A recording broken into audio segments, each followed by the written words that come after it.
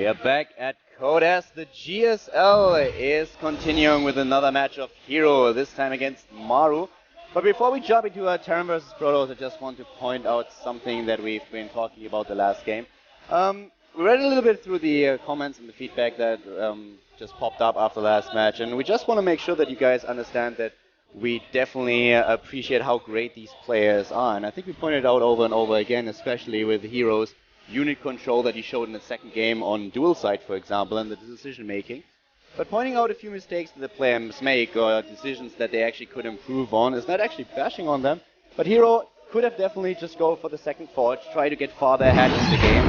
And even though they have to be at a lot of places at once, there's still stuff they can improve on. StarCraft II is still in a I think a little bit in a spot where players can constantly improve on their play. We are not on the same level as Brood War yet when it comes down of perfecting strategies. So there are a lot of things that are happening, and something that also players can increase in their multitasking. And there are also different aspects to the game, as for example unit control and micro, but also the overall strategies, which sometimes don't go hand in hand. Yeah. Exactly right. We have a lot of room to work with. We're going to jump into our winners game now. Hero, who just took out Darius against Maru, was able to win his TBT earlier against Gumiho.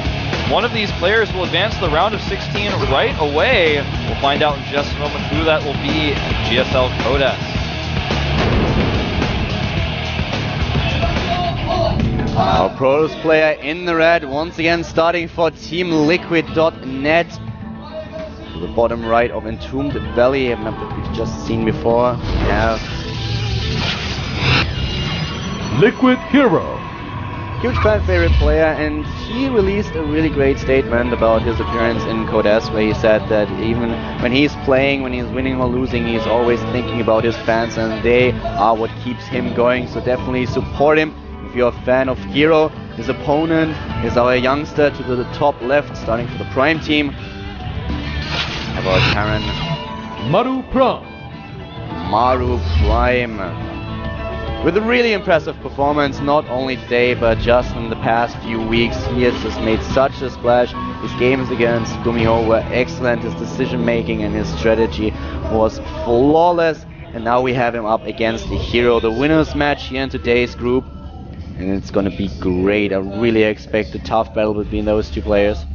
Yeah, this should be awesome. I mean, we're starting out with Entombed Valley right away, which for this matchup can be really exciting. A lot of Terran players really struggle in the late game against Protoss. And Maru is a player who very rarely shows late game in this matchup, so we'll see what he plans to do here. He's already getting a probe in his base, harassing him, scouting his gas. Will Maru go for a factory? That's the question.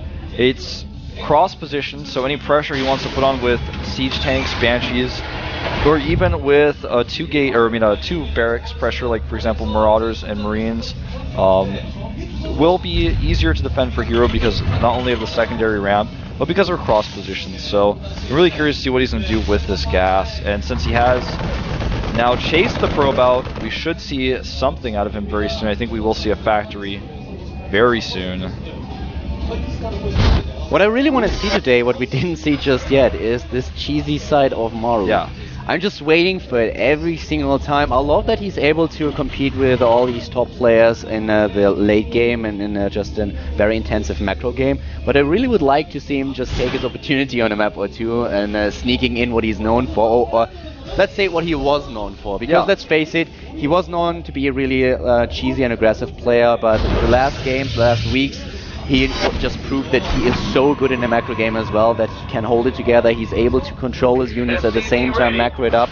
So I would really like to see him switch it up a little bit and just show what else he has. He gets to see double gas. So lucky.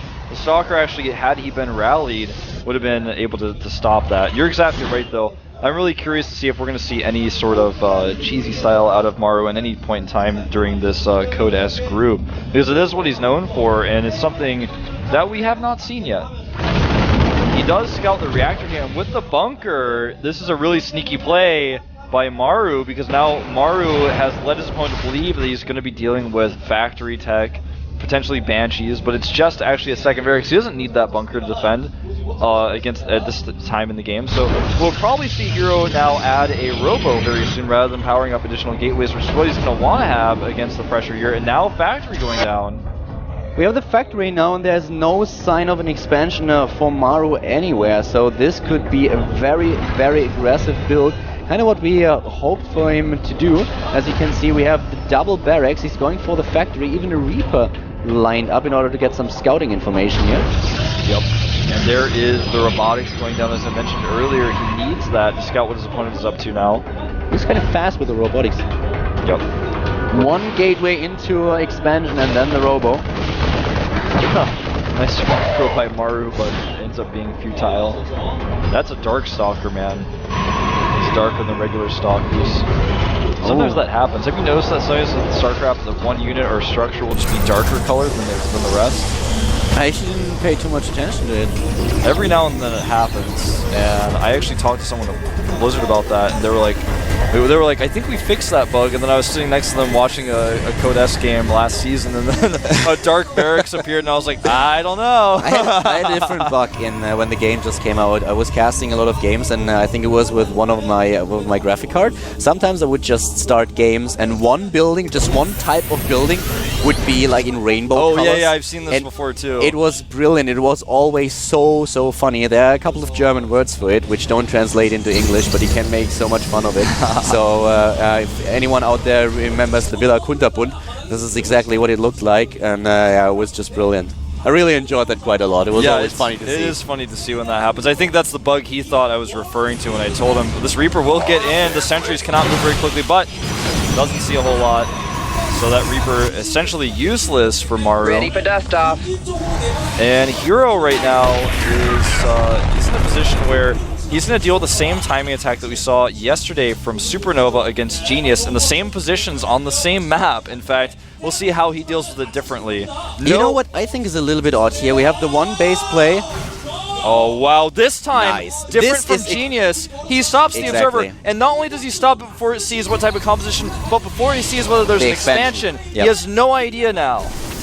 Still, he makes an Immortal, but he needs a robotic support bay. He's going to see this now. He needs to start the robotic support bay now. And he loses the Stalker, and now Maru is going to attack. Guys, this is going to be so difficult to hold. We have all these SCV joining the party, 24 Marines, 2 tanks, and of course 1 Medivac. Will Hero defend against this? The Observer is in position. The SCVs take charge here. He knows about what's coming. Will he be able to stop it though? He's going to try to force the engagement. He's going to try to force the siege up. He should be able to force 2 sieges up outside if he does this 100% correctly. Looks like he's actually only going to get 1 here before he can start using his force yields to buy time. Bunker's going down already. On the low ground though, Hero. Combat shield's almost done. Not done yet though. Here comes the Guardian Shield moving out, taking down the first siege tank, and this is looking not too bad for Hero at this point. He's retreating after doing some damage, delaying the push, killing a few Marines, 1 siege tanks, all there is, and now Combat Shield about to finish. Yeah, he's skipping robotic support bay entirely here. The siege tank moving forward, sieging up. The bunker is not done yet. The Marines doing a ton of damage here. Even SCVs and probes have been pulled, all of them dying. Will Maru be able to push through? It certainly looks like he's stimming in. He takes down the Stalkers, all of them are already gone. Even the Immortals are about to die. And this siege tank follow up for Maru, but the warp in. The warp in does come through here for him. He's targeting down the siege tank. The Marines are going for the Stalkers first. Oh, this is so close, but it looks like Hero holds. Nicely done, and I think part of the problem was Maru attacked before combat shields were done, and without without combat shields in that first engagement, he lost so much to the Zealots. The Zealots were key there, and it looks like Hero did not need a robotic support bay after all with how that battle went for him. He only went with 2 siege tanks as well.